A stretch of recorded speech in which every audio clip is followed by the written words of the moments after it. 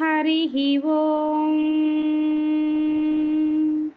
श्रीगुरुभ्यो नमः। हरिः ओम् వాక్య విభూతి అనే శీర్షికలో భగవాన్ శ్రీ సత్యసాయిబాబా వారి ఉపదేశం తెలుసుకుందాం. సాయి శరణం, బాబా శరణం.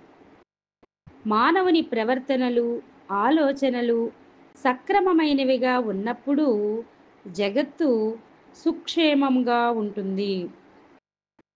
మనిషి అనగా ఏమిటి? మనిషి అనగా మనసే. మనసు అనగా ఏమిటి? సంకల్పముల చేరికే మనస్సు.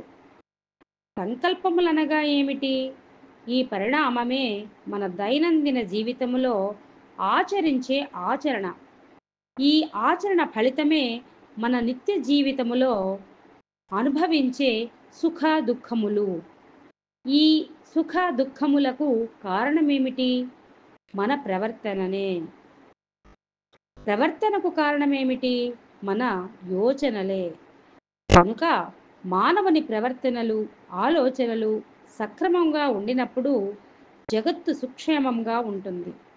ఒక వృక్షమును గాని, ఒక నదిని గాని, ఒక పశువుని గాని దీర్ఘ దృష్టితో విచారించినప్పుడు అవి ఎంత త్యాగభూయిష్టమైన జీవితమును గడుపుతున్నాయో మనకు అర్థమవుతుంది.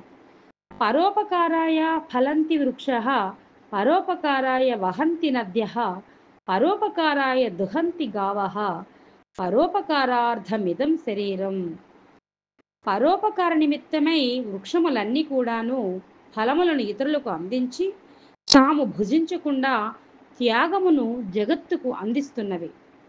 తన యందు కావలసినన్ని ఫలములు ఉండినప్పటికీ ఒక్క ఫలమునైనా వృక్షము ఆరగించదు.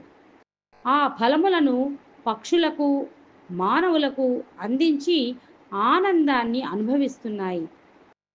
పరోపకారార్థమై నదులు ప్రవహిస్తున్నాయి. నది తనలోని ఒక బిందువైనను తాను త్రాగదు. ఆ జలమును పంటలు పండించేందుకు ఉపయోగించి జనుల దాహమును తీర్చి అనేక విధములుగా పరోపకారార్థమై ఉపయోగించి ఆదర్శమును బోధిస్తున్నది.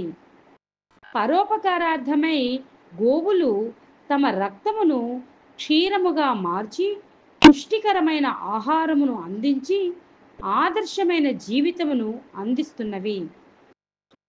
వృక్షములు, నదులు ఈ విధమైన త్యాగమయమైన జీవితమునకు పూనుకొనని ఎడల మానవ జీవితము నిలువదు.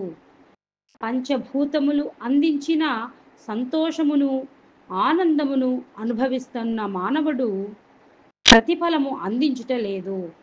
భగవంతుడు ఎక్కడ ఉన్నాడు? భగవంతుడు ఎవరు? భగవంతుడు అనే విచారణ చేసినప్పుడు ప్రకృతే భగవంతునిగా మనకు సాక్షాత్కరిస్తుంది.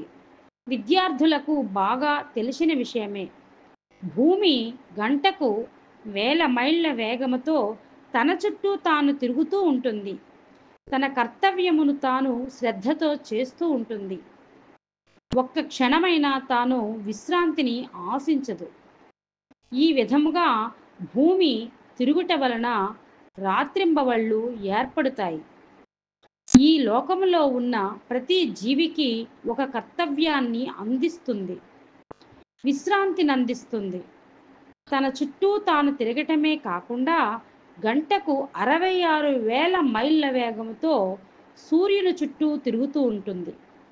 ఈ విధముగా తిరగటము వలన ఋతువులు ఏర్పడతాయి, మేఘములు ఆవిర్భవిస్తున్నాయి. సూర్య చంద్రాదులు మానవునికి కర్తవ్యమును బోధిస్తున్నాయి, క్రియాశక్తి అత్యవసరమని బోధిస్తున్నాయి. ఈ విధముగా చూచినప్పుడు వృక్షములు, నదులు, పశువులు, భూమి మానవునకు గుణపాఠములను నేర్పిస్తున్నాయి. భూమికి ఏమాత్రము స్వార్థము లేదు. తన కర్తవ్యము తాను చేయకపోతే తనకు వచ్చిన నష్టము ఏమీ లేదు. మానవ జీవితమే క్షీణించిపోతుంది. భూమి సూర్యుని చుట్టూ తిరగకపోయినా మానవ జీవితమే శూన్యమైపోతుంది. పంచభూతములు ఇంత త్యాగం చేస్తుండగా మానవుడు ఏ విధమైన త్యాగం చేస్తున్నాడు? పంచభూతములు అందించిన సంతోషమును, ఆనందమును, అనుకూలములను అనుభవిస్తున్నాడు కానీ మానవుడు ప్రతిఫలము అందించటం లేదు. ఓం శ్రీ సాయిరామ్.